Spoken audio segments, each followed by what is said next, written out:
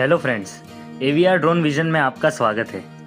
तो सुबह सुबह भगवान बद्रीनाथ के दर्शन करके हम निकल चुके हैं अपनी अगली मंजिल माना गांव की ओर, जो कि है इंडिया का लास्ट विलेज।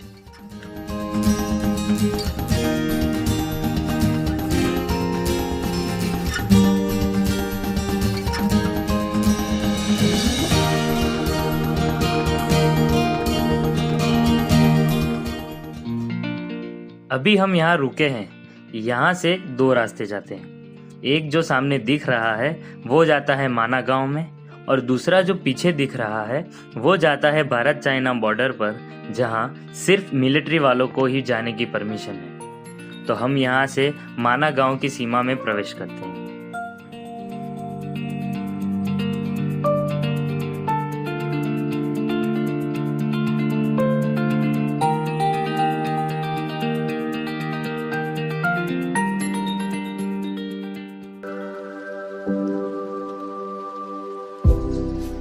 यह जो आप मेरे पीछे देख रहे हैं, यह है माना गांव का मेन गेट। यहाँ से माना गांव शुरू होता है।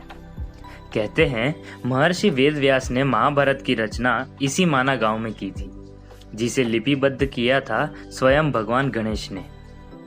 माना गांव में दो मुख्य गुफा है, एक व्यास गुफा और दूसरी गणेश गुफा। तो सबसे पहले हम जाएंगे गणेश गुफा, जहाँ पर महाभारत लिखी गई, और वहां चलकर आपको बताते हैं वहां का इतिहास।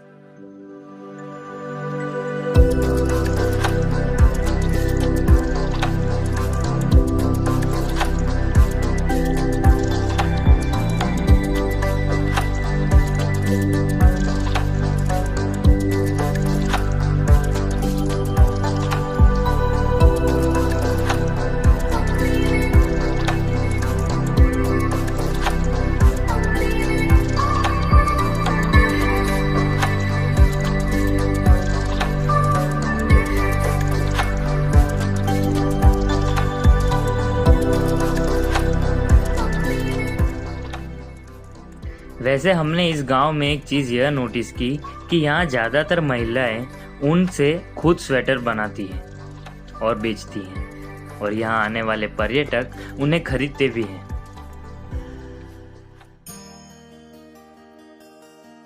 तो अभी हम गणेश गुफा पहुंच चुके हैं। अभी यहाँ दर्शन करते हैं, उसके बाद पुजारी से जानते हैं यहाँ की हिस्ट्री और आपको बताते हैं।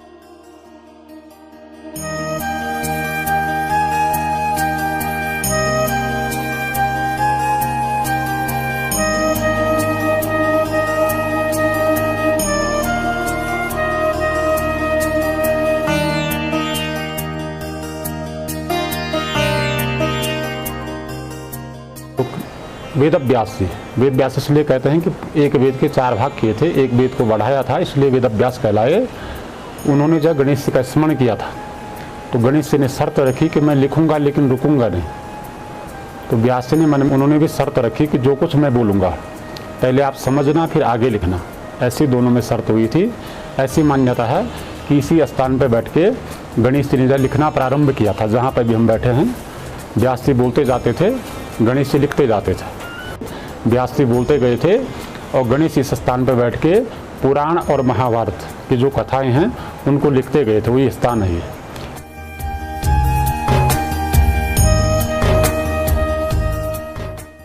अभी हमने यहाँ दर्शन कर लिए हैं। अब हम यहाँ से जा रहे हैं वेद व्यास गुफा, जहाँ व्यास जी रहते थे।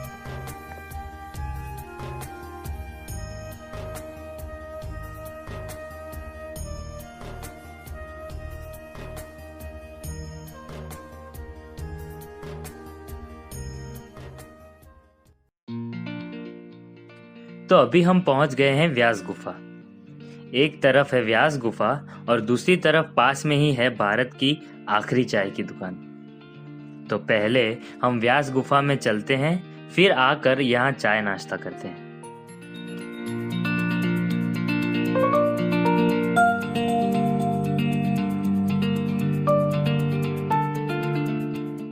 यहाँ पंडित जी कैमरा बंद करने के लिए कह रहे हैं, तो इससे आगे हम आपको नहीं दिखा सकते।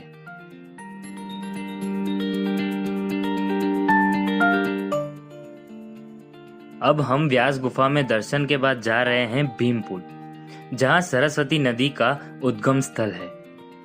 पौराणिक मान्यताओं के अनुसार पांडव महाभारत के बाद इसी रास्ते से स्वर्ग पर गए थे और सरस्वती नदी को पार करने के लिए भीम ने बड़ा सा पत्थर रखकर यह पुल बनाया था।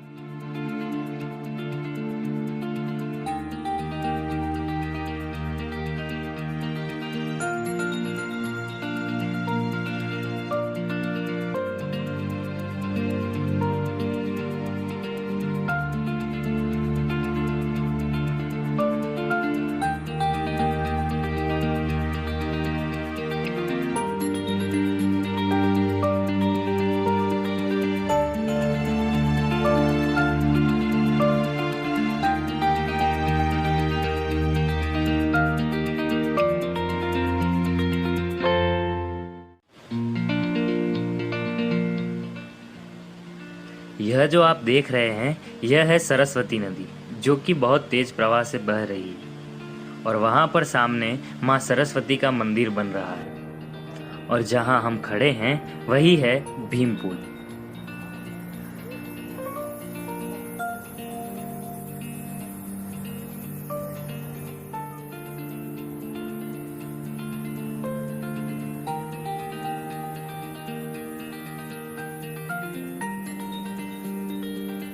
और इससे आगे यह रास्ता जाता है वसुधारा वाटरफॉल, जो कि लगभग 5 से 6 किलोमीटर का ट्रैक है। तो हम भी सोच रहे हैं वहां जाने का। तो मिलते हैं नेक्स्ट वीडियो में, जो कि होगा वसुधारा वाटरफॉल।